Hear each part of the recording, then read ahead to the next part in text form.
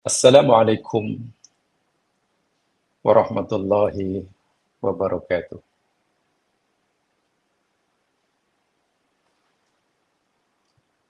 Alhamdulillah wa syukrulillah wa la hawla wa la quwwata illa billah. Ashhadu an la ilaha illallah wahdahu la syarika lah wa ashhadu anna Muhammadan abduhu wa rasuluh. Allahumma salli ala Muhammad wa ala ali Muhammad. Raditu billahi rabba wa bil islami dina wa bi Muhammadin nabiyya rasulah. Bismillahilladzi la yadurru ma'asmihi syai'un fil ardi wala fis sama' wa huwas sami'ul alim. Bismillahilladzi la yadurru ma'asmihi syai'un fil ardi wala fis sama' wa huwas sami'ul alim. Bismillahilladzi la yadurru ma'asmihi syai'un fil ardi wala fis sama' wa huwas sami'ul alim.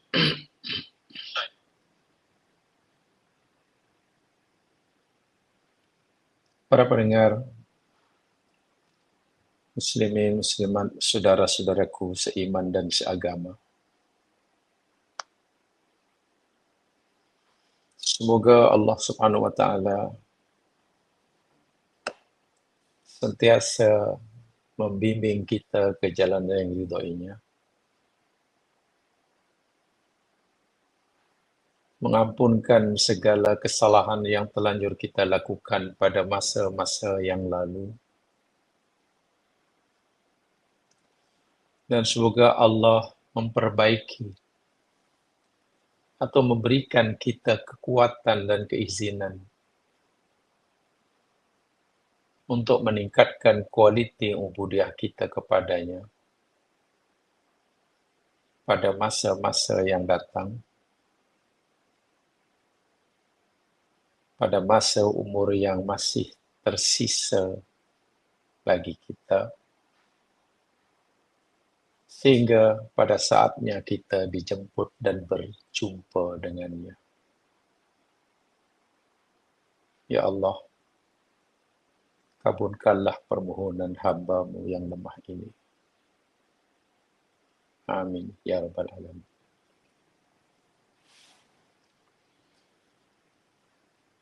Para pendengar, saudara-saudaraku seiman dan seagama yang dirahmati Allah,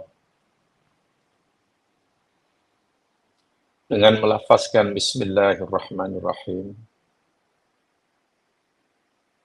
serta mengikhlaskan niat kita masing-masing, insya Allah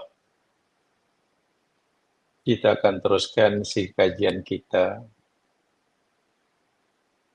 Suratul Ra'di, dan kita masih akan bicarakan ayat yang ketiga.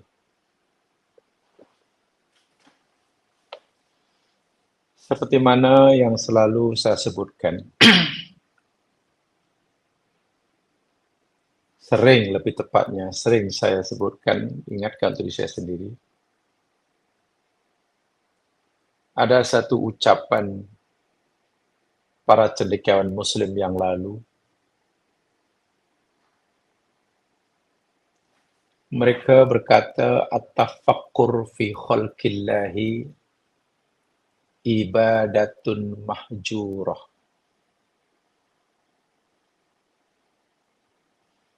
Memikirkan ciptaan Allah,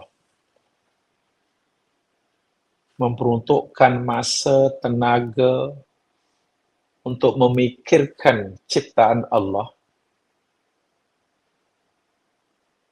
bagi mengetahui dan sekaligus merasakan betapa agung dan besarnya kekuasaannya.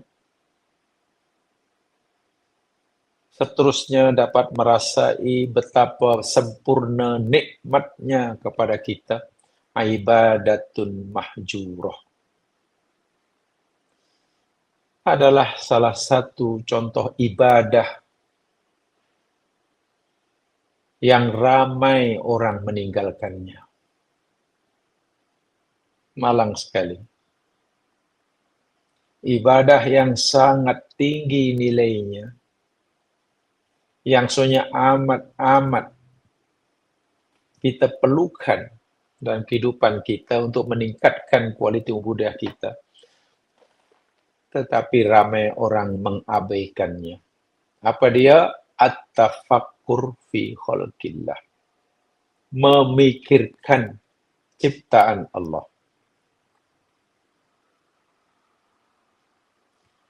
Saya ulangi sekali, saya tegaskan, karena inilah sebenarnya poin yang kita pelajari dalam surah ini, dalam ayat ini lebih tepatnya.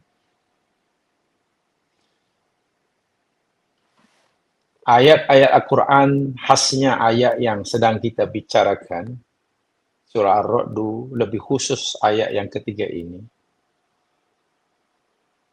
Allah bukan sekadar nak memberitahu kepada kita betapa agung dan besarnya kekuasaan yang ia miliki,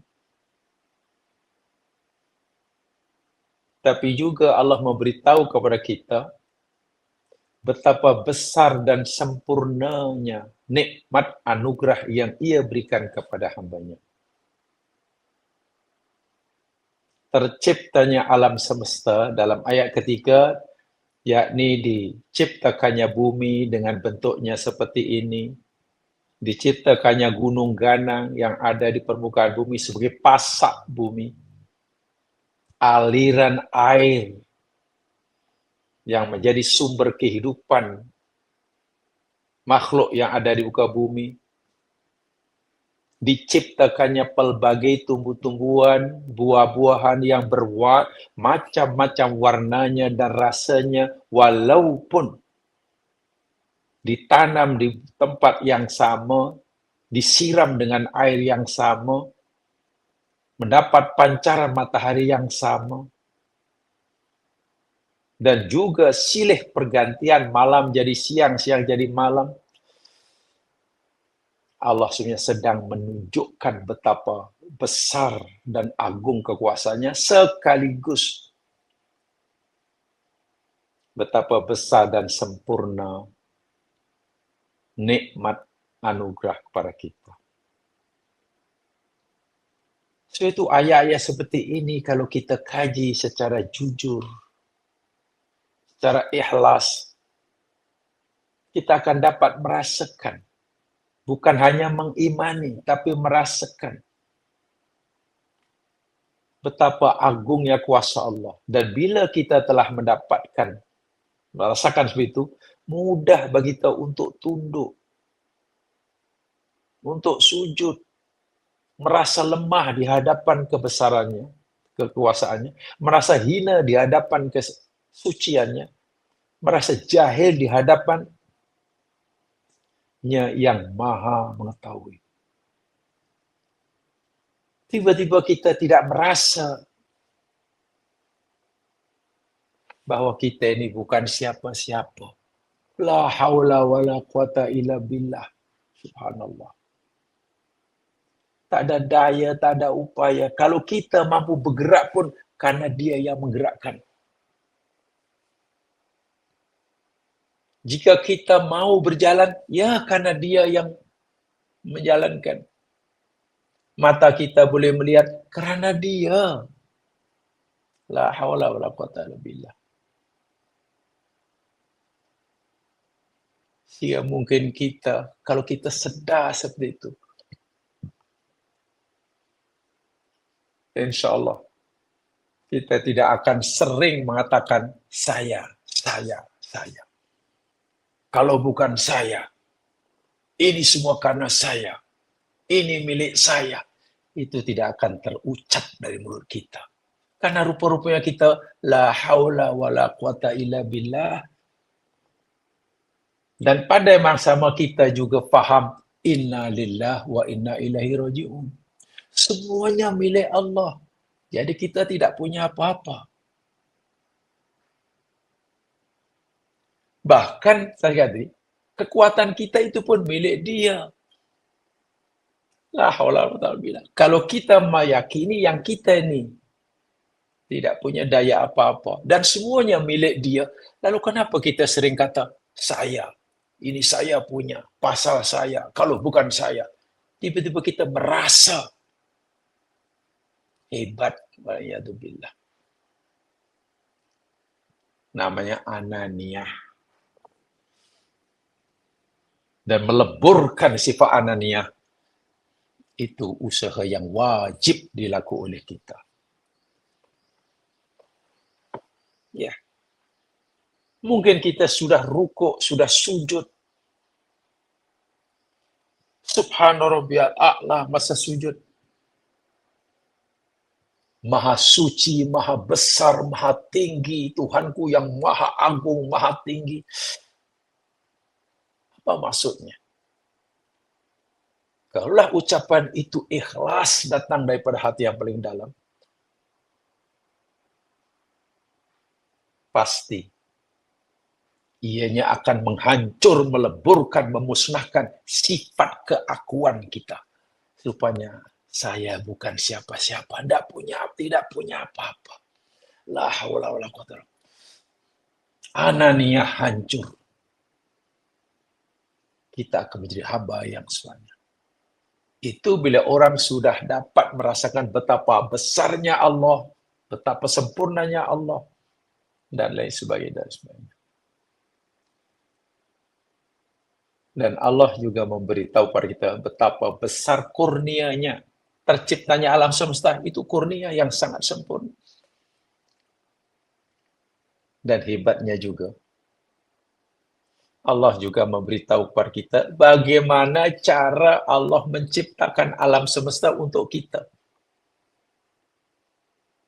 Allah bukan sekadar menunjukkan kuasanya, menciptakan alam dan isinya. Allah juga memberitahu kita tentang bagaimana Allah menciptakannya. Walaupun kadang-kadang hanya secara umum. Lalu dapat diungkapkan melalui ilmu yang Allah berikan pada orang sekarang memahami alam semesta. Inilah yang dinyata oleh sarjana saya dahulu sebagai ibadatun mahjurah. Ibadah yang sangat penting, tapi sering terlepas pandang. Buat apa aku pikirkan alam semesta? Buat apa aku sentiasa membiarkan siang jadi malam? Dan memang begitu. Malam pasti siang, lepas siang jadi malam. Matahari, pokok, tumbuh-tumbuhan, hujan. Apa kenapa buat aku pikir? Allahu Akbar. Jangan. Jamaah yang dirahmati Allah sekalian. Mari kita kaji. Kita teruskan uraian kita tentang ayat yang ketiga. Bagian pertama yakni tentang wawalladzi maddal arda wa ja'ala fiha rawasiya wa anhara telah kita pelajari. Walaupun hanya tidak sedalam mana, sedetail mana. Kita tentang keadaan bentuk bumi telah kita pelajari. Ada beberapa pendapat, ada bumi itu datar, bumi itu bulat dengan berbagai alasan. Dan juga diciptakannya, dijadikan gunung sebagai rawasi. Jamaah sekalian, dalam Al-Quran ini, bila Allah nak menyebut gunung, yang nampak tu, secara fizikalnya, tumpukan timbunan tanah atau bebatuan yang nampak di permukaan bumi, kalau merujuk pada bentuknya fizikal yang boleh dilihat, boleh daki, itu namanya jabalun atau jibal. Jabal merujuk pada yang kita lihat tu, nampak. Tapi jika Allah nak menyebut, memberitahu kita tentang fungsi gunung, fungsinya, Allah tak sebut jabalun. Allah sebut rawasya atau rosyah. Di sini rawasya, jamak daripada rosyah. Yang terjemahan bebasnya bahasa Melayu, ya sebagai pasak lah. Jadi ibarat papan, berlapis, dilapis-lapis macam ni, lalu supaya papan ini tidak bergeser, tidak bergerak, tidak terpisah, ya kena paku lah. Kena paku. Jadi pasak itu untuk memastikan lapisan-lapisan papan itu tidak terurai. Dan ingat, bumi ini berlapis-lapis. Lebih tepatnya lagi lapisan bumi yang paling luar, di mana segala kehidupan ini ada, itu ada lapisan-lapisan. Dan setiap lapisan berbeza karakteristiknya. Dahlah berlapis-lapis, Allah pusingkan bumi macam gasing. Bayangkan kalau lapisan tadi tidak diikat, tidak dipaku, tidak dibubuh pasak. Berkecai bumi. Nah, Allah bagi pasak-pasaknya itu gunung. Sehingga gunung yang nampak di atas permukaan itu menjunam ke bawah. Sehingga lapisan bumi tidak bergeser, tidak bercerai. Ya, gunung sebagai stabilizer lah istilahnya. Tanpa gunung, tanpa di sebalik gunung, Allah. Menurut sunatullah, bumi sudah lama berkecai. Sebab ibarat gasing yang terbuat daripada lapisan-lapisan, tapi tidak digam, tidak dipaku, ya, berkecai lah di posisi. Kita tak dilibatkan dalam perkara ini. Kita hanya disuruh duduk situ dengan tenang. Dan itu nikmat Allah yang sangat besar buat kita. Tak terbayang. Tapi masalahnya, seringkali kita ini melihat nikmat Allah itu nikmat yang kecil-kecil. Nikmat Allah terbagi dua secara umum. Satu nikmat besar, dua nikmat kecil. Ini nikmat dunia ya, nikmat material. Secara umum terbagi jadi dua. Satu besar, satu kecil. Nikmat besar, yakni nikmat Allah yang kita secara sunatullah tidak mampu hidup tanpanya. Itu nikmat besar. Oksigen, itu nikmat besar karena kita tak boleh hidup tanpa oksigen. Itu menurut sunatullah. Bumi berpusing pada paksinya, berotasi, siang jadi malam, malam jadi siang. Itu nikmat Allah yang besar buat kita. Tanpa pusingan bumi pada paksinya, kita tak akan hidup. Iya. Dan banyak lagi. Jantung kita berfungsi mengepam darah. Tak henti-henti mulai pada ia bekerja hingga nanti tiba masanya. Walaupun sesaat tanpa permintaan kita, tanpa melibatkan kita, bukan karena doa kita, kita tidur pun dia. Itu nikmat besar. Tanpa itu kita mati. Dan betapa murahnya Allah. Nikmat-nikmat yang besar yang Allah berikan kepada kita, yang kita tak mungkin hidup tanpanya menurut sunatullah, Allah bagi dengan percuma.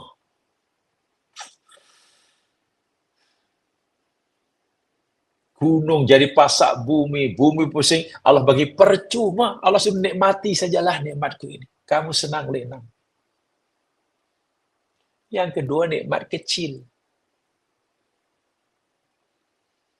Nikmat kecil, nikmat dunia, yakni nikmat Allah yang sebetulnya kita boleh hidup walaupun tanpa nikmat tersebut. Contoh apa?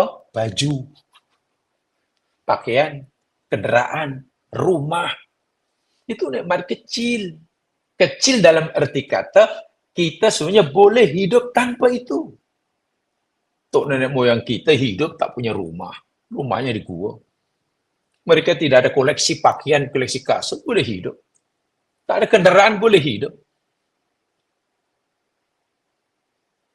Tapi kita ini seringkali terlepas. Bila kurang saya nikmat yang kecil, seakan-akan hidupnya sengsara. Dia baru ingin meningkatkan kesyukurannya bila nikmat kecil ditambah. Sekarang coba Anda bayangkan. Jika Allah bagi macam-macam pada kita, nikmat kecil Allah bagi percuma. Baju bagi percuma, rumah bagi percuma, semua kendaraan bagi semua. Minta apa saja yang kita makan, minum bagi percuma. Tak perlu mencari. Tak perlu usah. Allah bagi percuma. Tetapi nikmat besar Allah suruh kita mencarinya. Saya manusia, aku bagi percuma pada kamu, tempat tinggal nak minta sebesar apa, dapat. Kendaraan cantik mana, dapat.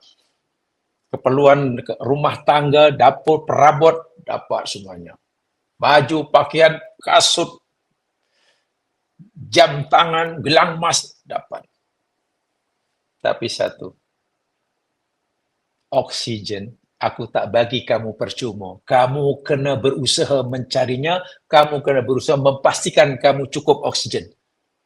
Boleh kita hidup. Itu kalau kita mensyukuri, suruh syukur, jangan hanya melihat nikmat yang kecil. Nikmat kecil hilang, tak ada. Kita masih boleh hidup, tapi coba kalau oksigen ditarik balik. Coba kalau bumi sudah mogok, tak mau berpusing. Hancur kita. Bayangkan kalau katalah hujan sudah mogok. Air tak lagi mau, air laut tak mau lagi naik ke atas, tak mau lagi turun jadi hujan. Inilah yang saya kata nikmat besar. Jadi Allah cerita dalam ayat ini, nikmat-nikmat besar. Bumi dicipta sembilan rupa bentuknya, gunung dicipta sembilan dengan segala fungsinya. Allahu Akbar. Saya yakin dengan itu kita hanya alhamdulillah, alhamdulillah, merasa benar-benar dikasihi oleh Allah, walaupun mungkin kurang dari segi ekonomi. Makanan tak semewah mana. Kendaraan pun kemana hanya naik basikal, tapi saya yakin syukurnya pasti berlebih jika melihat nikmat yang besar. Itu pertama. Apalagi ciptaan Allah yang Allah suruh kita memikirkannya bagi mengetahui, merasakan kebesaran kekuasaannya dan bagi merasakan betapa besar dan agung sempurna nikmatnya. Nih yang kedua nih. Wa min kulli thamarati ja'ala fiha zawjayn itsnain. Ini yang kedua. Sebab yang bentuk bumi dan terciptanya gunung, itu poin pertama ya. Poin kedua, dan dari tiap-tiap buah-buahan dia Allah telah jadikan padanya zaujainis nain, berpasang-pasangan. Allahu Akbar. Alhamdulillah. Yang kedua ini, Allah nak tunjukkan kuasanya yang maha besar. Allah nak tunjukkan betapa sempurnanya nikmatnya, yakni diciptakannya buah-buahan, tumbuh-tumbuhan, bahkan dalam ayat ini segala sesuatu berpasang-pasangan. Penciptaan satu yang berpasangan, tidak ada yang satu. Dan itu dinyata kalau dalam ayat ini hanya sebut buah-buahan berpasangan. Tapi dalam surah Az-Zariyat 49, saya telah sebutkan minggu lepas, saya telah singgung sikit, itu yang lebih umum dan mencakup. Az-Zariyat 49, wa min kulli syai'in khalaqna zawjaini la'allakum tadhakkarun. Allahu Akbar. Dan dari segala sesuatu, tanpa kecuali. Khalaqna, kami ciptakan, zaujain, sepasang. Mesti sepasang, tak ada yang satu. Dan berpasangan ini berlawanan sifatnya. Kalau satu menarik, satu menolak. Kalau satu positif, satu negatif. Ya, kalau yang satu jantan, yang satu betina. Itu maksud berpasangan di sini. Tujuannya apa? La'alakum tadakkarun. Ya, kalau dalam istilah sekarang yakni dipanggil apa ya? Qaidatuz zaujiyah, kalau dalam dan kaidah zaujiyah dalam bahasa Arabnya dual system. Dual system. Jadi ini dalam ayat ini jamaah sekalian merupakan satu ijazan ilmiyan daqiqan yushiru ila qaidati zaujiyah asyamilah fil kauni. Dalam ayat ini ada satu mukjizat ilmiah yang sangat-sangat detail yang mengisyaratkan bahwa segala sesuatu dicipta berpasangan, dual system. Asyamilah fil kaun. Mencakup keseluruh ciptaannya di alam semesta. Dan ini telah diakui kebenarannya. Atau lebih, telah diketahui, bukan diakui ya. Karena kebenaran Quran itu diakui, kata diakui, Quran tetap benar. Quran tetap benar. Orang percaya ke tak percaya ke, Quran tetap benar. Semua orang mengakui kebenaran Al-Quran, nilai kebenarannya tidak akan bertambah. Semua orang menolak kebenaran Al-Quran, nilai kebenaran tidak akan berkurang. Sebab Quran itu firman Allah. Allah pula tidak ada sesuatu yang boleh mempengaruhi. Oh, Allah makin terpuji jika semua hambanya memuji. Oh, Allah hilang sifat keterpujiannya jika semua makhluknya menderhakainya. Subhanallah. Tidak. Kebenaran apa Quran ini sekarang telah diketahui oleh orang sekarang. Saya tak kata telah diakui ya, telah diketahui. Pada zaman dahulu mungkin belum, karena ilmu itu belum ditentukan oleh Allah. Yuqarrirul ilmu al-hadis anna kulla syai'in minan nabatat wal insan ila dzarrah wal jasimatid daqiqah yatakawwanu min azwadin. Jamaah sekalian, segala sesuatu berpasangan itu telah dibenarkan, telah diketahui oleh hasil kajian-kajian saintifik sekarang ini, sama ada dalam alam tumbuh-tumbuhan ke, manusia ke, darah ke, atau jisim-jisim yang paling kecil ke, ya, jisim yang paling kecil, ya mungkin dalam peringkat atom, mungkin dalam peringkat subatomik, Masya Allah, itu semuanya adalah berpasang-pasangan.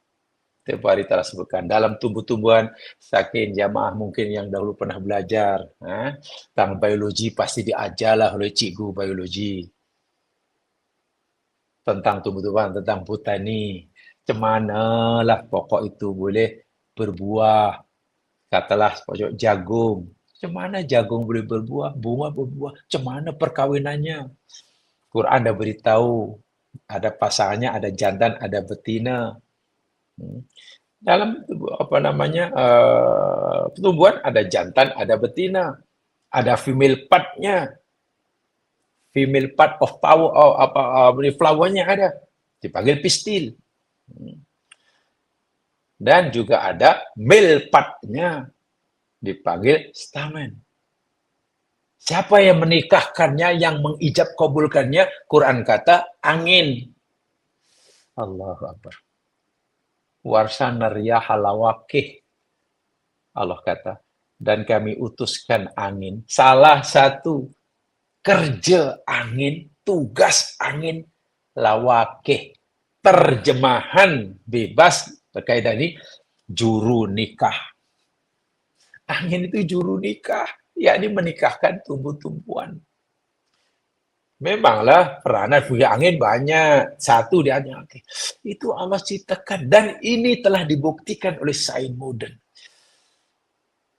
Bagaimanalah suatu kebenaran, hakikat kebenaran dalam alam semesta diberitahukan 1400 tahun yang lalu oleh seorang manusia yang dikenal tak baca, tak tulis, di padang pasir, di tengah-tengah masyarakat yang kebanyakannya ummi, buta huruf.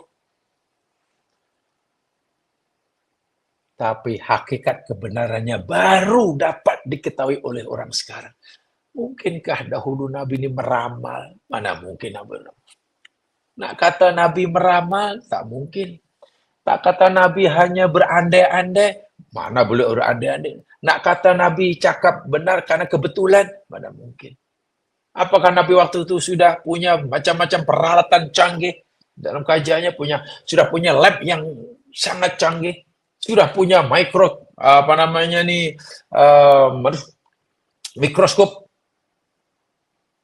elektron? Tak juga. Tapi macam mana Nabi tahu? Ya, Nabi tahu karena diberitahu oleh yang maha tahu. Inilah yang sekarang. Sehingga kebenaran Al-Quran, bukti yang Quran itu firman Allah menjadi nyata. Bagi yang sudah beriman, bertambah kuat imannya. Bagi mereka yang meraguinya, akan bertukar jadi yakin. Bagi yang menolaknya, akhirnya lah iyalah rupanya. Betul lah Quran ini selama ini aku tak percaya. Itu kalau kita mau tafakur dengan bersungguh-sungguh. Dan itu buktinya sangat banyak ya. Jadi semua berpasangan. Bahkan hingga yang paling kecil sekalipun. Ya. Dalam disuruh tadi zarah yang paling kecil, bukan peringkat atom. Ya. Bukan peringkat atom, bukan peringkat Ya, contoh elektron. Dalam atom kan ada unsur elektron. Elektron yakni bermuatan listrik negatif. Proton positif. Positif, negatif. Elektron yang pusing mengelilingi, mengitari. Proton dan neutron. Walaupun benda yang sangat kecil, itu dah peringkat atomik, peringkat subatomik. Subhanallah. Bahkan mungkin yang lebih kecil lagi dari itu kita tidak tahu suatu saat nanti Allah Subhanahu wa taala akan menunjukkannya itu, akan menunjukkan.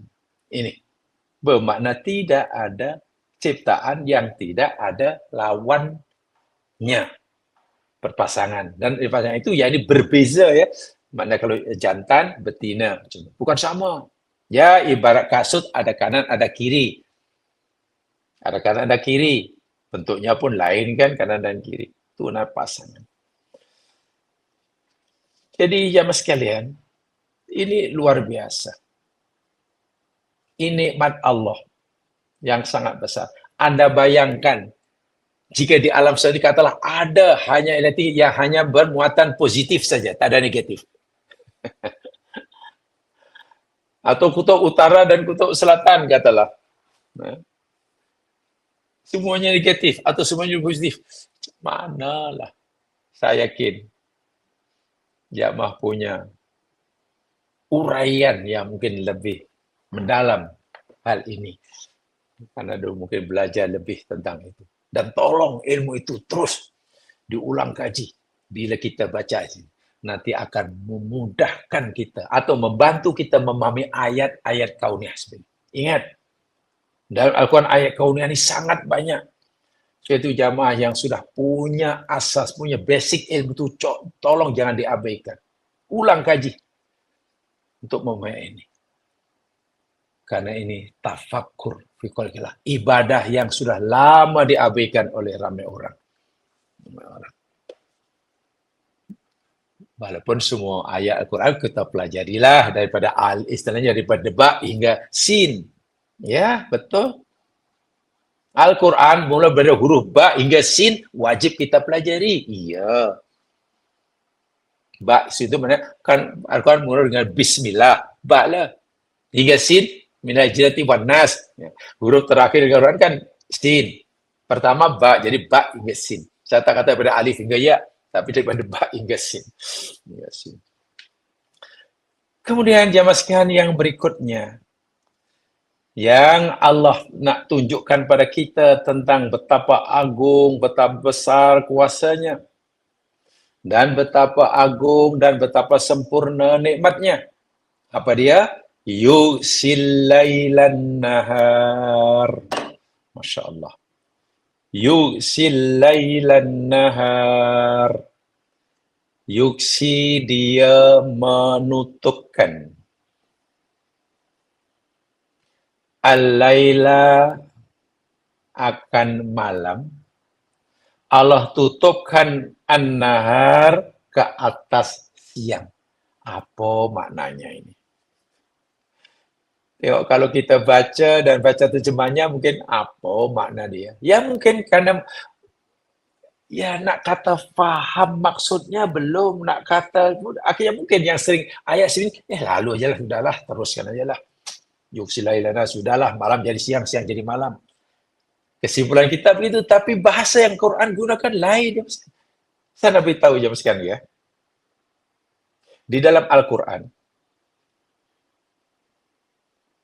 cara Allah memberitahu kepada kita tentang hakikat sesuatu atau fenomena, lah, contoh dalam ini adalah fenomena siang dan malam. Pergantian siang dan malam, malam jadi siang itu dengan pelbagai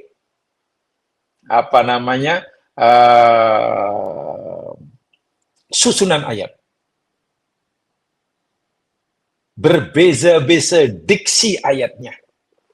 Baik, tentang pergantian siang dan malam, Allah kata inna fi ikhtilafil laili wan nahar. Itu baik sekali. Sesungguhnya dalam silih pergantian malam jadi siang, siang jadi malam. Itu. Tapi Allah bukan seganak beritahu pada kita tentang fenomena malam jadi siang, siang malam. Tapi Allah beritahu tentang bagaimana cara. Bagaimana cara Allah menjadikan malam bertukar jadi siang, siang jadi malam. Nah, ini diberitahu oleh Allah dengan berbagai diksi. Contoh, di dalam surah Az-Zumar. Coba perhati betul-betul. Ya, ayat ini yakni ayat kauniyah. Jadi tafsir yang kita gunakan dengan pendekatan ilmiah, akliyah, pendekatan rasional, pendekatan saintifik. Bukan ayat hukum ya, ini bukan ayat hukum. Jadi tafakkur. Apalagi di hujung ayat itu ditutup oleh Allah Subhanahu wa taala la ayati liqaumi yatafakkarun. Nih. Allah suruh kita banyak menggunakan ini. Kecerdasan intelektual hendaklah digunakan. Anugerah IQ yang Allah berikan, gunakan. Ayat ini menuntut kita untuk kita lebih menggunakan kecerdasan sini. Yaitu uraiannya mesti ya bersifat saintifik, ilmiah, berdasarkan fakta dan data. Ya, kalau para sarjana mungkin ya dengan kajian-kajian yang bersifat empirikal dan sebagainya. Baik, saya ulangi. Quran memberitahu kita bukan sekadar malam jadi siang, siang jadi malam. Tapi Quran, Allah memberitahu pada kita dalam Quran tentang bagaimana proses terjadinya malam jadi siang, siang jadi malam itu. Bagaimana? Tentang bagaimana kaifiahnya itu Allah beritahu. Contoh yang pertama. Dalam surah Az-Zumar ayat 5. Jamaah boleh rujuk di sana. Az-Zumar ayat 5. A'udzu billahi minasy syaithanir rajim. Yukawwirul laila 'alan nahar wa yukawwirun nahara 'alal lail. Itu saja. Yukawwirul laila 'alan nahar wa yukawwirun nahara 'alal lail. Takwir di situ. Terjemahan bebas biasanya dalam bahasa terjemahan Quran dan terjemahan diterjemahkan dialah Allah yang telah menutupkan malam atas siang dan menutupkan siang atas malam. Ya, terjam digunakan kalimat menutup, walaupun apa yang kami pelajari menutup untuk memberikan kalimat kawaro itu kurang tepat. Sebab kawaro yukawir itu maknanya walaupun mempunyai makna menutup, tapi kawaro juga memberi maksud membalut. Contoh, orang yang memakai serban, ya karena serban sebagai bentuk pakaian bagi orang yang minat pakai serban, atau orang yang nak membalut kepalanya karena luka, ada budak accident, kepalanya tercedera, terluka. Jumpa dokter, ya terobat, maka dokter balutkan dengan kain itu. Nah, membalutkan luka di kepala dengan kain, itu kawaro. Kawaro itu mereka makna membulat, melingkar. Sehingga benda yang dibalutkan itu melingkar. Bukan letak. Kalau menutup kan hanya itu aja. Kalau menutup, ini saja, tutup. Tapi kawaro bukan segala menutup. Kawaro menutupi luka. Tadi cara menutupnya, yakni melingkarkan sesuatu. Melingkarkan sesuatu. Membalut. Malam dilingkarkan oleh Allah sehingga menutupi siang. Siang dilingkarkan oleh... Jadi ada pergerakan. Sekaligus surah Az-Zumar ayat 5 ini.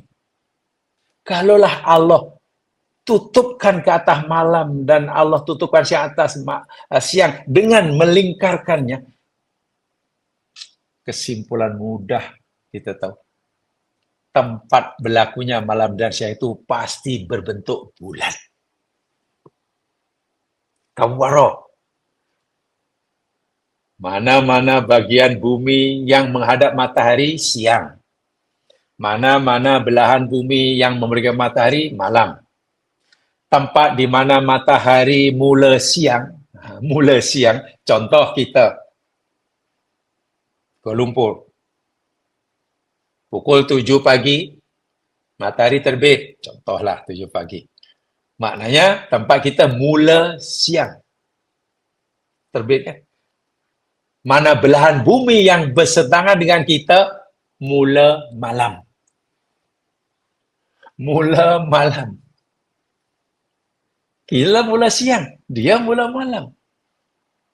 Mereka makin gelap, makin gelap, makin gelap. Kita makin terang, makin terang. Sehingga, ini bahasa mudah. Kepala malam itu mengejar ekor siang. Terus kejar mengejar. Antara siang dan malam ini saling kejar mengejar. Dan tempat kejar mengejar antara dua masa ini, tempatnya bulan. Dari mana kita tahu bulan? Karena Allah gunakan kawaro. Kawaro itu mana melingkarkan, membalut, menutup satu dengan cara melingkarkan. Ya macam serban tadi lah. Tengok. Di sini fungsi malam dan siang Allah sebut sama. Malam Allah jadikan untuk takwir kepada siang. Siang Allah jadikan takwir untuk malam. Satu. Yang kedua, dalam surah Ali Imran, ayat 27. Ini penting saya sampaikan. Ali Imran ayat 27. Coba perhati.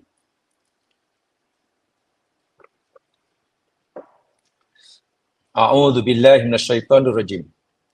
Tulijul laila fin nahar wa tulijun nahara fil lail. Engkau ya Allah memasukkan. Tulij, aulaja yuliju memasukkan. Engkau ya Allah memasukkan malam ke dalam siang dan pada masa yang sama engkau memasukkan siang ke dalam malam. Kalau surah Az-Zumar ayat 5 itu antara malam dan siang itu yakni Allah tutupkan dan cara itu yakni melingkar menunjukkan tempat berlakunya pasti bulat. Ayat ini tadi saya sebutkan contohnya. Ketika Allah memasukkan siang dalam malam atau ketika Allah memasukkan malam dalam siang, malam dalam siang, Pada masa yang sama, tempat yang berlawanan, Allah memasukkan siang dalam malam. Jadi berlakunya siang menjadi malam dan malam jadi siang itu di planet bumi berlaku serentak. Subhanallah, ini luar biasa ini. Berlakunya malam, bila malam bermula, bila siang bermula, itu di planet bumi berlaku serentak. Tadi saya katakan, ketika matahari kita sedang terbit, bagaimana tempat kita makin siang. Tempat yang bersetentangan dengan kita, di belahan bumi yang sebelah sana, yang jaraknya ya jadi mesti kita kira 180 degree. Jauhnya lebih kita 180 degree. Ya, longitude. Tepat itu melihat matahari yang sedang terbit di tempat kita, dilihat oleh mereka sedang terbenam. Mereka memulakan tempat mereka mula malam, tempat kita mula siang. Matahari yang sama sedang terbit bagi kita, matahari yang sama sedang terbenam bagi dia. Dan itu berlaku putusan. Menunjukkan pertama sekali, bumi adalah bulat. Satu. Yang keduanya, adanya rotation. Allahu Akbar. Surah Az-Zumar ayat 5, surah Al-Imran ayat 27, itu pertama merupakan bentuk bumi bulat, keduanya, bumi tidak diam. Tapi bumi berotasi, berpusing pada paksinya.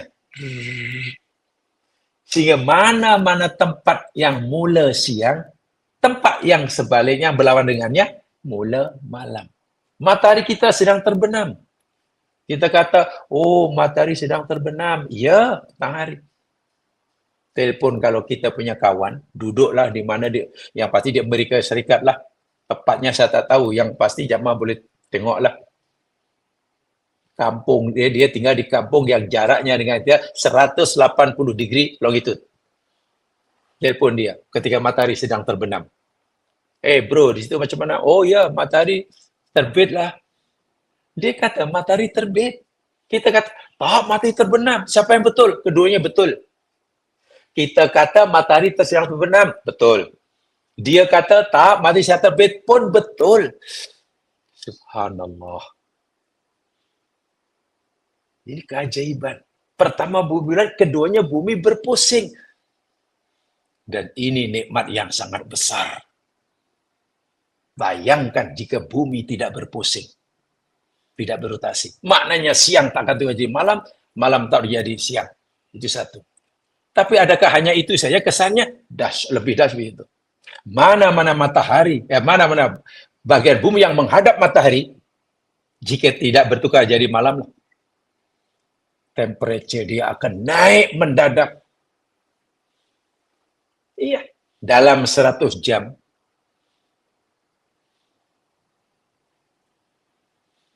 Temperature di atmosfera bumi meningkat menjadi 100 centigrade dalam 100 jam. Dan tidak ada lagi kehidupan. Itu baru 100 jam. Bagaimana kalau 100 hari? Semua mati. Sementara permukaan bumi yang membelakangi matahari yang malam dan tak siang-siang karena bumi berhenti berotasi, dalam 100 jam temperature akan turun menjadi 0 centigrade. Yang satu terlalu sejuk hingga membeku, yang satu panas hingga membakar. Itu jika bumi tidak berotasi. Bukan itu saja. Lebih parah, lebih dahsyat, lebih menakutkan, bila bumi berhenti berotasi, maknanya bumi tidak mampu menjaga dirinya daripada kesan graviti matahari. Karena bumi berhenti, tak mampu nak menjaga diri daripada kesan. Di dalam sekali mata bumi tersedot oleh graviti matahari. Makin dekat, hangus dan terbakar. Sebab itu kena berpusing. Bila berpusing, maka akan menimbulkan gaya sentrifugal. Dia difokuskan menolak matahari keluar. Tapi saya bumi tidak boleh terlalu laju pusingannya. Kalau terlalu laju nanti gaya sentrifugalnya terlalu kuat sehingga bumi terpelanting keluar daripada orbitnya. Tak boleh terlalu slow juga. Kalau slow nanti akan tersedut ke dalam. Kalau slow saja, satu pusingan katalah bukan 24 hari, 24 jam, tapi satu pusingan 48 jam, bumi makin dekat. Keluar daripada orbitnya, dekat matahari. Tersedut. Bila berpulsasi lambat pun tersedut matahari, apalagi diam. Saya nyatakan, saya ulangi, ini nikmat Allah yang sangat besar. Allah sedang menunjukkan kuasanya. Tengok, kamu nampak tak kuasa aku, katakan Allah. Dan aku lakukan semua ini bukan untuk aku. Allah tidak punya apa-apa kepentingan. Ini untuk kamu, wahai manusia. Agar kamu boleh hidup senang. Tak. Allahu Akbar. Jadi nikmatku kepada kamu ni, jika kamu nak menghitung, tak terhitung. Quran kata. Dan ini contohnya. Tapi bila disebut, wa in ta'udu nikmatallahi la tuhsuha, jika kamu tidak menghitung nikmat Allah, tak tergolong dicontoh. Tuhan-tuhan, nikmat Allah sangat banyak. Nikmat makan, nikmat minum. Coba nikmat yang besar ini. Memang tak terkira. Betul.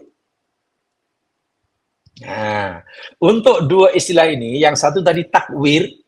Takwir itu makna terjemahan yang mungkin lebih tepat tapi tak digunakan, melilitkan, menutupkan sesuatu tapi dengan cara melilitkan, berpusing. Itu takwir. Malam pada siang, siang dan malam. Yang kedua pula ilaj, memasukkan. Ya, ini surah Ali Imran ayat 27. Allah memasukkan siang dalam malam dan memasukkan malam dalam siang. Kedua-duanya fungsinya sama, ilaj. Tapi ketika Allah cerita tentang yughshi, al-sha yughshi isya, menutup juga. Dalam surah Ar-Ra'd 2 ayat 3 ini, yughshi lailan nahar. Allah menutupkan malam dalam ke atas siang.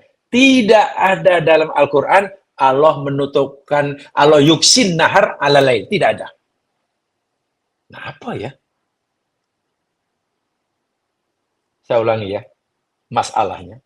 Bila Allah cerita takwir, menutupkan siang atas malam dalam siang dengan kalimat takwir, melilitkan siang atas malam, malam atas siang. Bila Allah cerita memasukkan malam atas siang, siang atas malam, jadi yuliju, Allah gunakan duanya. Siang pun di ilaj dalam malam, malam pun Allah yuliju. Tapi bila Allah cerita tentang al-sha yushi iksha, Allah hanya firman, aku iksha, yugsi, malam atas siang. Allah tak kata, aku tutupkan, yugsi, siang atas malam. Kenapa untuk Isa tidak ada begitu? Ini ada rahasia yang tersendiri. Walaupun ketiga-tiga ayat itu, Az-Zumar ayat 5, Ali Imran ayat 27, Ar-Ra'd 2 ayat 3, kesannya sama. Kesannya yakni siang jadi malam, malam jadi siang. Tapi saya nyatakan cara Allah beri atau kita dengan diksi yang berbeza-beza. Karena ada maklumat yang nak disampaikan. Nah, tentang yuksi di zaman sekarang, kalau takwir itu sudah jelas ya. Takwir tadi saya sampaikan, maksudnya yakni lafuz sayyi wa ja'u ba'du ala ba'din. Melipatkan, membalutkan sesuatu atas sesuatu. Contoh takwirul imamah. Takwirul imamah, yakni melilitkan serban di atas kepala. Mesti pusing. Bukan menutup itu aja. Kalau luka ditampal, itu bukan takwir namanya. Ini ada luka. Lalu apa? Ambil atau prok. Yo demam, bagi koyok, puk. Itu bukan takwir. Takwir itu dililitkan. Oh, Allah Akbar. Contoh minta maaf. Macam jamaah pakai tali pinggang. Yang lelaki pakai tali pinggang. Dia pusing. Itu takwir. Atau minta maaf, mungkin yang muslimah pakai bengkung. Orang-orang kampung dahulu, ya Allah pakai bengkung. Lepas besarin pakai bengkung, bukan main panjang. Dililitkan.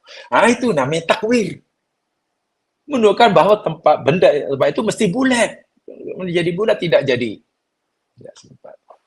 Yang yulid demikian ada masukkan menunjukkan malam mengejar siang, siang jadi malam. Dan itu nampak. Saya yakin walaupun kita tak pernah melihat sendiri, tapi yakin apa yang dikatakan oleh yang pernah melihat. Bila bumi dilihat daripada luar sana, masa sempadan antara siang dan malam itu sepadan ketara sekali. Sini gelap, sini terang. Setelah itu bergerak. Kawasan yang terang dikejar oleh yang gelap sehingga semua jadi gelap. Kawasan yang gelap dikejar oleh yang terang, cuma itu kelihatan. Itu Ali Imran 27. Adapun yuksi ya masalah ini luar biasa ini. Kenapa hanya malam saja yang Allah yuksi terhadap siang? Kenapa tidak ada siang yuksi ke atas malam? Ya, karena jamaah sekalian, di dalam realiti ciptaan Allah, hanya malam saja yang boleh menutupi siang. Ya. Karena begitu, saya sampaikan dua ayatnya. Ayat sangat banyak. Contoh dalam surah ini, Ar-Ra'd ayat 3, yugsil lailan nahar. Betul. Ayat lain, surah Al-Lail ayat pertama. Al-Lail ayat pertama. Wal-laili idza yaghsha. Demi malam apabila malam telah menutup. Yaghsha, khas sifat malam. Dalam surah Asy-Syams, surah Asy-Syamsi ayat 3 dan 4. Wan nahari idza jallaha, demi siang apabila jallaha telah menerangi alam semesta. Wal laili idza yaghshaha, dan demi malam apabila telah menutupi terangnya siang. Yaghsha, malam menutupi. Malam itu siang, yaghsha. Atau dalam surah Al-Kahfi. Nanti penjelasan surah Al-Kahfi ayat 90. Juga surah Yasin ayat 37. Dalam surah Al-Kahfi ayat 90 contohnya. Kisah Zulkarnain. Hatta idza balagha madla syamsi wajadaha tatlu ala qaumin lam naj'al lahum min dunya sitra. Pengembaraan Zulkarnain sangat jauh. Pengembaraan yang satu ini sehingga Zulkarnain sampai satu tempat jumpa satu kumpulan kaum di tempat tersebut, penghuni tempat itu, dan Zulkarnain dapati matahari sentiasa terbit, sentiasa nampak. Dan kerana apa? Tidak ada, Allah tidak jadikan sitrun, penghalang antara kaum itu dengan matahari. Terjemahan ilmiahnya, faham ilmiahnya, matahari itu sentiasa kelihatan dan tak pernah terbenam.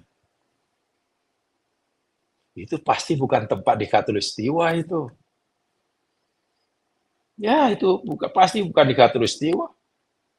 Itu pasti di kutub sana, di kutub utara atau kutub selatan.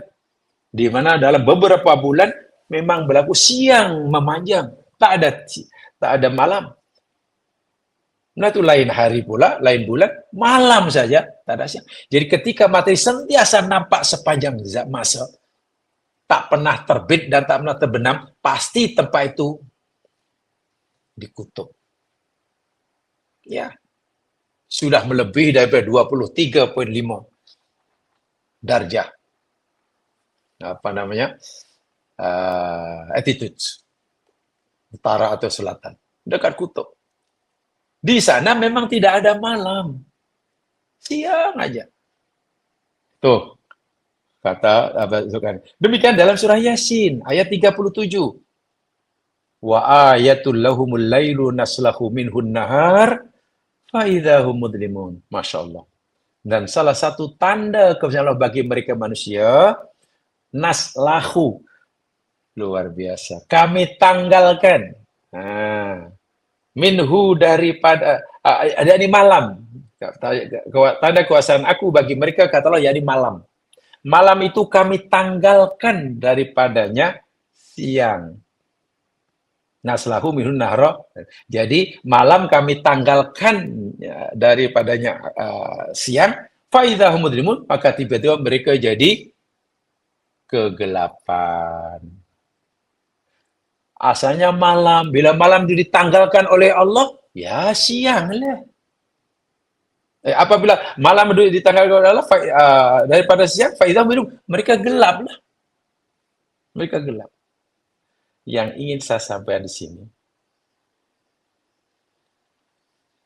tanda kepada aku bagi mereka adalah malam yang kami tanggalkan daripadanya siang. Sorry, yang ditanggalkan oleh Allah siang. Siang ditanggalkan oleh Allah daripada malam.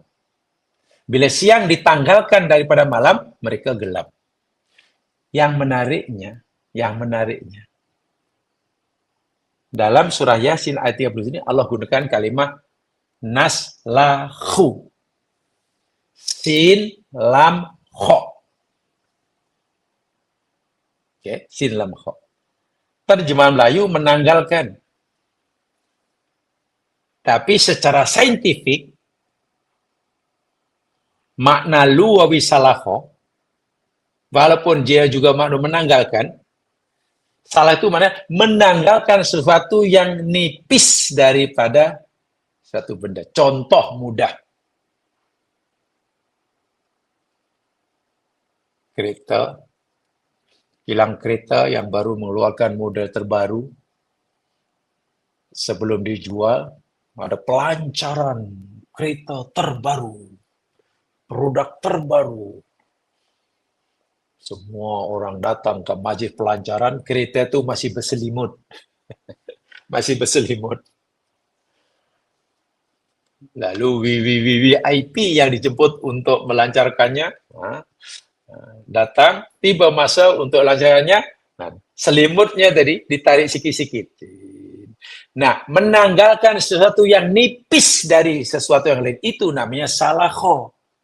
Jadi salakho bukan sekadar menanggalkan sesuatu, tapi salakho juga menunjukkan bahwa benda yang ditanggalkan itu nipis.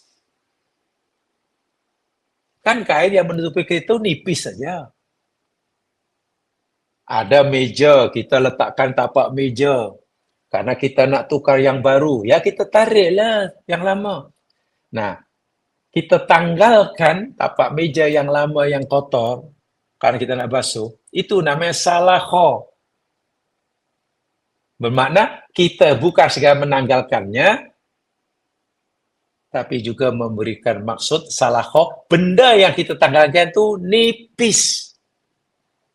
Nah, bila Allah berfirman, tanda kefirman aku, yakni kami tanggalkan siang dari malam. Bila siang kami tanggalkan dari malam, maka semua tukar jadi malam. Bermakna siang itu nipis. Ketebalannya sangat nipis. Tak setebal mana. Bumi kita yang menghadap matahari siang, ya. Terang benderang, betul. Pertanyaannya, seberapa tebal ketebalan terang di muka bumi ketika dipancar matahari?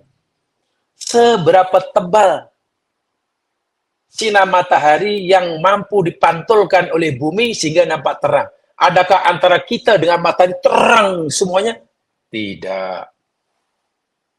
Ambillah satu contoh yang mudah. Katalah di alam semesta hanya ada satu matahari saja, dan satu planet bumi. Katakanlah untuk mereka. Ini matahari sumber cahaya, dasar. Yang lain tidak ada. Tak ada benda lain, debu atmosfera pun tak ada. Debu kosmik pun tak ada. Yang ada hanya matahari dan bumi. Bumi yang dipancar matahari sangat terang. Siang. Rupanya ketebalan siang itu zaman sangat nipis. Jarak bumi dengan matahari 150 juta kilometer. Atau 1 AU dipanggil. 1 AU. Astronomical Unit. Jarak bumi dengan matahari itu kalau dibuat garisan lurus, jaraknya sejauh 150 juta kilometer. Karena garis lurus ya. Sementara tebal siang, terangnya bumi ketika siang hari, terang, kita naik terang, rupanya hanya setebal 200 kilometer saja. Iya, 200 kilometer. Bermakna jarak antara matahari dan bumi yang 150 juta kilometer itu, sedangkan terangnya bumi yang memantulkan cahaya hanya 200 kilometer. Coba berapa persen? Jamaah ambil kalkulator. Berapa peratus nilai 200 kilometer dibandingkan 150 juta? Makna selepas 200 kilometer hingga matahari gelap gulita. Sinar matahari tidak akan kelihatan selagi tidak membentur benda objek yang disinarinya. Tadi saya katakan ke atas di alam cahaya hanya ada matahari dan bumi. Tak ada planet lain. Debu kosmik pun tidak ada. Kita tak boleh melihat sinar. Sinar terang itu baru dapat mata kita, ini kata cikgu fisik dahulu lah. Ketika sinar itu menimpa objek. Sama ada batu ke pokok ke debu ke apapun halus, baru. Selagi tidak ada objek yang dipancar matahari, kita tak nampak apa, yang ada gelap gulita. Setelah itu bila Allah kata kami tanggalkan siang dari malam, gunakan salakho, itu merupakan makna kauniyah. Bukan sekadar berubah siang jadi malam. Ketebalan siang hanya 200 kilometer. Sangat nipis. Ya, 200 km berbanding 150 juta kan nipis. Nah, disinilah Allah memberitahu kita kenapa bila Allah kata yuksi, hanya malam terhadap siang, dan Allah tak kata yuksi siang atas malam. Karena yang boleh menutupi siang itu hanya malam. Iya. Bagaimana mungkin siang dapat menutupi malam? Tak mungkin. Dia hanya 200 kilometer. Bagaimana mungkin untuk menyorokkan kegelapan yang tebalnya 150 juta? Itu satu. Yang keduanya, secara faktual, coba apa yang boleh menghalang kita daripada mendapatkan sinar matahari? Matahari kan membuat kita jadi siang, ya, terang. Pertanyaan, apakah sesuatu yang boleh menghalangi kita daripada mendapatkan sinar matahari? Atau boleh menghalangi matahari sampai kepada kita? Orang kata, ya payung. Mana? Payung. Kita pakai payung, matahari tetap sampai tempat kita. Ya, rumah. Dalam rumah matahari masih tempat kita, terang. Yang boleh menghalangi matahari bersinar sampai kita satu aja, malam. Itu bila malam hari, tempat kita langsung tidak ada sinar matahari. Bermakna yang boleh menutupi siang hanya malam. Nah, hanya malam. Setelah itu Allah kata, malam yaksa, malam yaksa, malam yaksa. Tidak ada siang yaksa, malam tak ada. Itu luar biasa. Dan ketebalan ini luar biasa. Tapi karena kita tengok akan tapi kenapa bulan tu nampak? Bulan kelihatan. Macam mana bonus tebal siang hanya 200 kilometer? Kita dengan bulan tu 300,000 lebih kilometer. Nampak, terang. Planet yang lain yang 1 tahun cahaya itu kelihatan. Saya kata, jika kita andaikan di alam semesta hanya ada matahari dan bumi. Tak ada benda lain, termasuk debu angkasa lepas pun tak ada. Jadi yang nampak hanya matahari dengan sinarnya, nampak terang, dan bumi yang memantulkan. Antar keduanya gelap gulita.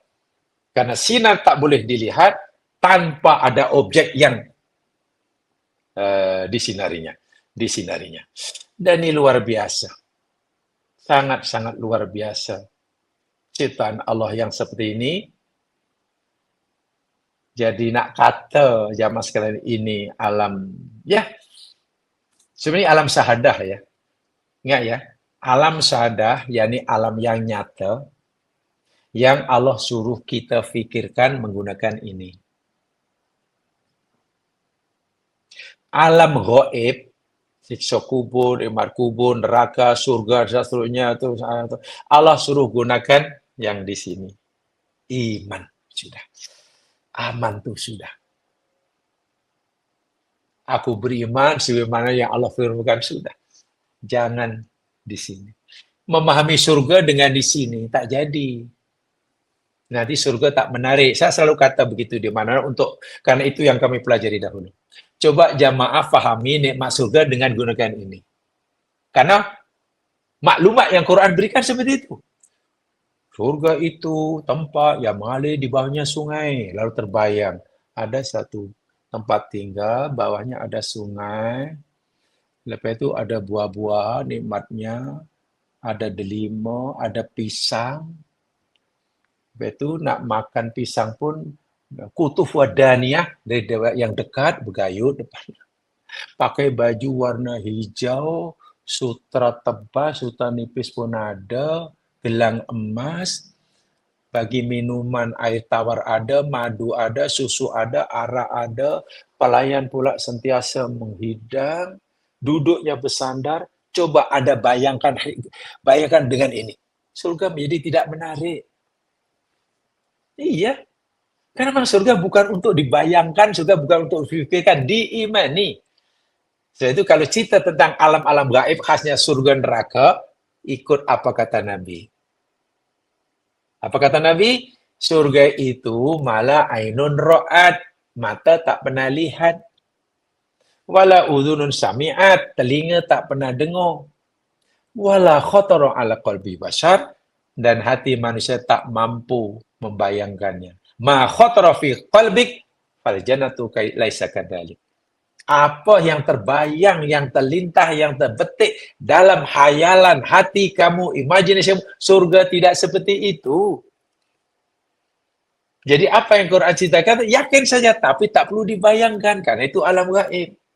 Adapun ayat kauniyah, contohnya malam jadi siang, contohnya ciptaan benda cipta berpasangan, contohnya fungsi gunung, contohnya turunnya hujan. Itu kita tidak hanya disuruh beriman semata-mata, kita beriman pasti benar karena firman Allah. Tapi Allah bukan menyuruh kita semata-mata beriman, berhenti tak. Pikirkan. Pikirkan keagungan aku, karena aku menunjukkan keagunganku, kebesaran nikmatku pada itu semua. Itu sebabnya, saya ulangi, ayat yang ketiga ini Allah tutup, inna fi dzalika la ayatil liqaumi yatafakkarun. Masya Allah. Ini sih, bagi saya sindiran sekaligus amaran keras nih.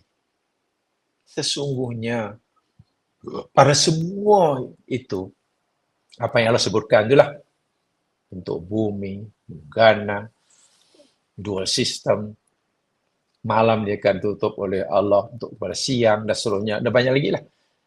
Sungguh, tengok, double sungguh, ada inna, ada la, ada lam tahu, la, ayat, tanda-tanda, bukan satu. Tanda-tanda, bukti-bukti. Bukti keesaan Allah, bukti kekuasaan Allah, bukti kebijaksanaan Allah, apa sajalah. Dan sekaligus bukti kedermawanan dan kasihan Allah. Tapi bukti itu hanya dapat difahami, dirasai oleh liqaumi yatafakkarun. Allahu Akbar. Bagi mereka yang mau berpikir, minta maaf, jadi mafhum mukhalafahnya. Kalau bukti-bukti kuasa Allah itu belum kita faham, minta maaf, mana kita tidak disenaraikan oleh sebagai orang yang berpikir. Sedih sekali. Allah tak senaraikan biar orang yang berpikir. Jadi kenyataan alam zahir yang perlu kita pikirkan. Ini kenyataannya. Alam zahir, alam fisik nih, alam yang perlu kita pikirkan. Sementara alam gaib yang ada di baliknya, metafisik, itu alam yang perlu kita imani. Yakini saking tanpa ada keraguan. Dan disinilah timbulnya merangkui satu keseimbangan antara akidah dan rationality dalam Islam. Itu penting sekali. Seimbang antara akidah terhadap perkara yang gaib dengan rationality dalam agama. Islam sangat menghargai yang ini. Islam menghargai yang ada di sini. Walaupun Allah beritahu kemampuannya terhadap puluhan ayat Al-Quran yang Allah suruh gunakan ini. Tapi ingat, tidak semua apa kata Islam ini boleh kita faham. Tak boleh difahami ini. Yang tak boleh difahami, gunakan iman. Gunakan hati yang bersih, aman tu bila. Sehingga iman sempurna. Mukmin, hatinya, imannya sangat kuat. Pikirannya pun sangat hebat. Bak kata Ali Imran, tafakurnya hebat, tadzakurnya hebat. Tafakur, tadzakur. Baru ulul albab.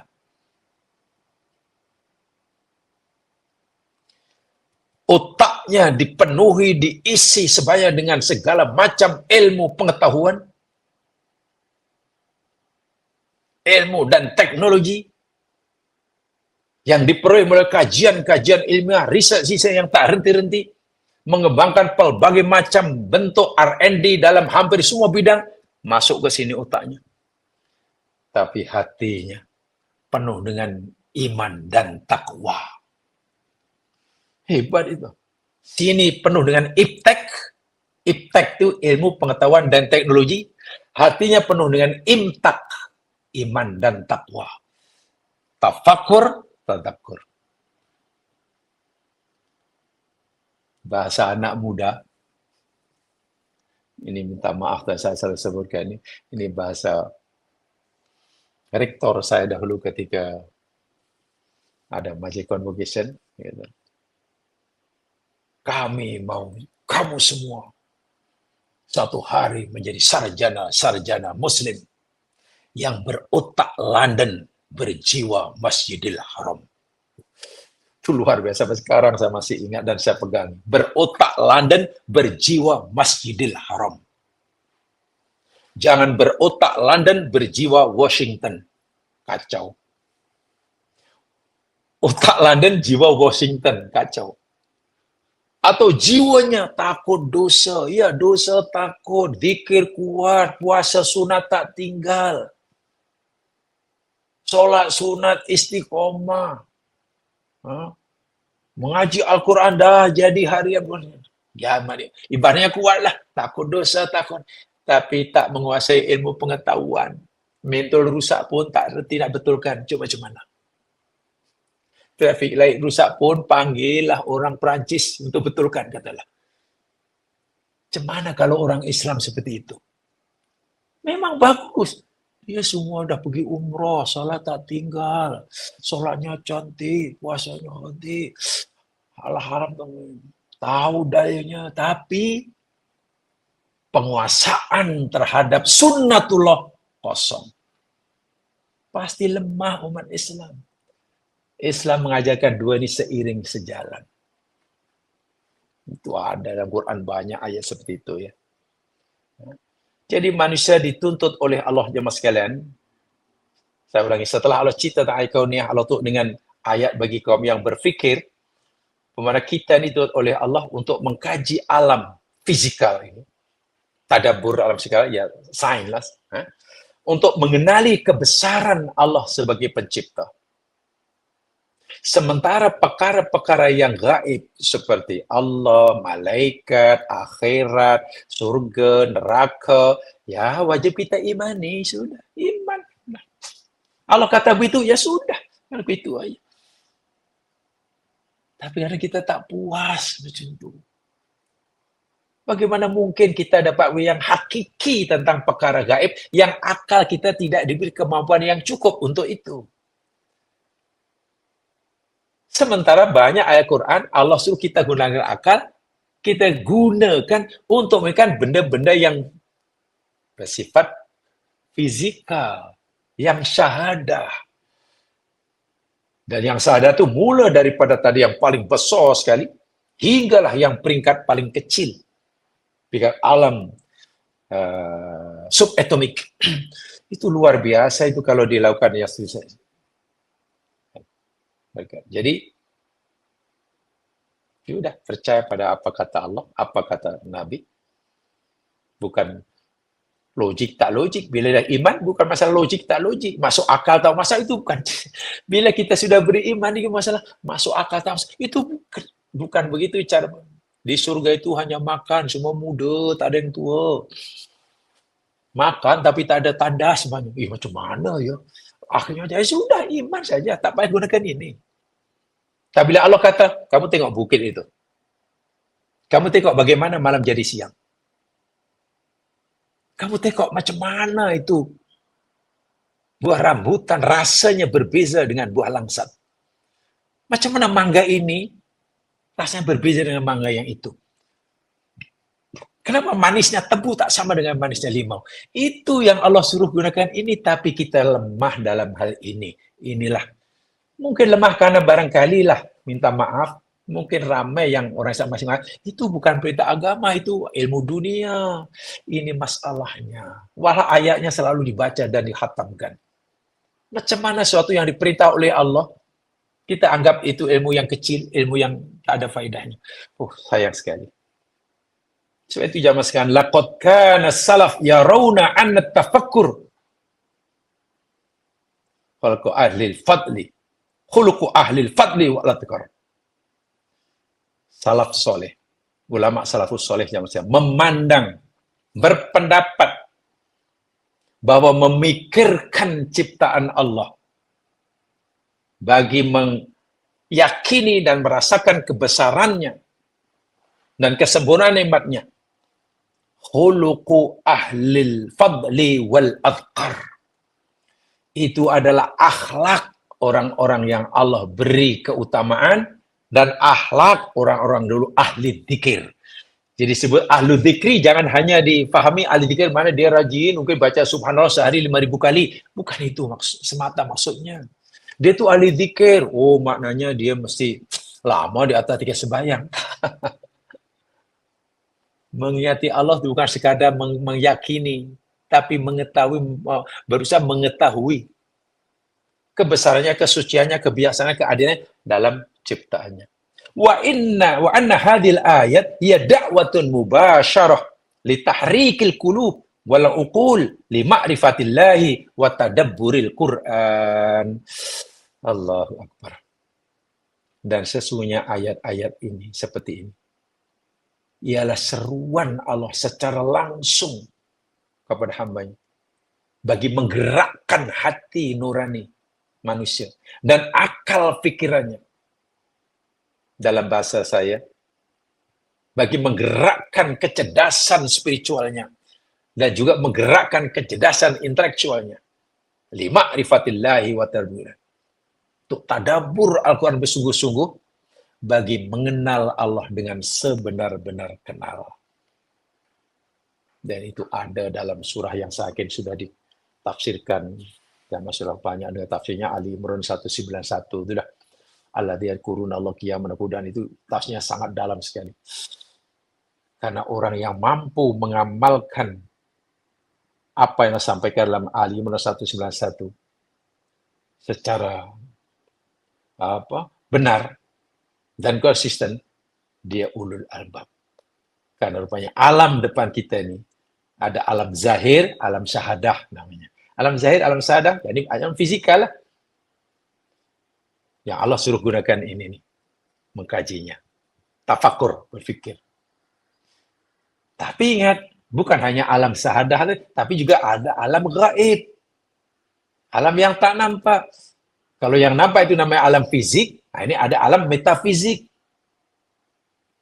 Memang tak dapat dikesan oleh mata, tak boleh dengar oleh telinga. Ya, seperti zat Allah, akhirat, neraka, surga. Ya, kita iman karena ada dalil nakli. Quran kata begitu, sudah. Hadis kata begitu, sudah, aman tuh. Sehingga seimbang. Bila kedua dilakukan dengan ini, jadi keseimbangan tadi. Ya, kita tidak boleh lebih hanya satu meninggalkan yang satu, tidak boleh, tidak boleh. Jadi ada keseimbangan antara akidah yang berikan dalil nakli yang bersifat jadi aman tuh, sudah aman tuh, tak ada rasa ragu dan rationality dalam berpikir, tafakur dan tadakkur. Karena sesuai dengan akhir ayat ini tuh dengan liqomi yatafakkaru. Ya mas kalian, saya cukupkan itu saja penjelasan dari saya. Jamaah boleh dalami lebih jauh ayat yang ketiga ini. Dan nanti rupanya masih ada sambungan dalam ayat keempat. Ayat keempat lagi memerlukan kita hendaklah lebih bersungguh lagi mengkajinya. Karena yang keempat ini, lagi pelik lagi. Lagi-lagi masih ayat kauniyah. Alam fisik. Alam benda, alam zahir. Yang kita dituntut untuk mendaya gunakan nikmat yang Allah berikan. Ini otak kita. Kecerdasan intelektual kita. Tafakur. Ta'akul. Kalau sebenarnya ada tafakkarun, nanti di atas ada ya'kilun. Ta'akul dan tafakur. Luar biasa itu. Jadi tidak cukup hanya secara iman. Iman memang wajib. Allah pasti benar. Ya, wajib. Tapi Allah tidak hanya menyuruh kita meyakini, beriman saja. Fikirkan, Allah kata. Fikirkan. Gunakan nikmat yang aku berikan. Mudah-mudahan Allah memberi kita jalan hidayahnya. Kurang lebih yang mohon dimaafkan. Lain kesempatan insyaAllah Allah temukan kita dan sambung kita. Kurang lebih yang dimaafkan. Subhanakallahumma bihamdika. Asyhadu an la ilaha illa anta astaghfiruka wa atubu ilaik. A'udzu billahi syaitonir rajim wal 'ashr. Innal insana fi khusr. Illa alladziina aamanu wa 'amilus shalihaat. Wa tawassaw bil haqq. Wa tawassaw bis sabr. Assalamualaikum warahmatullahi wabarakatuh.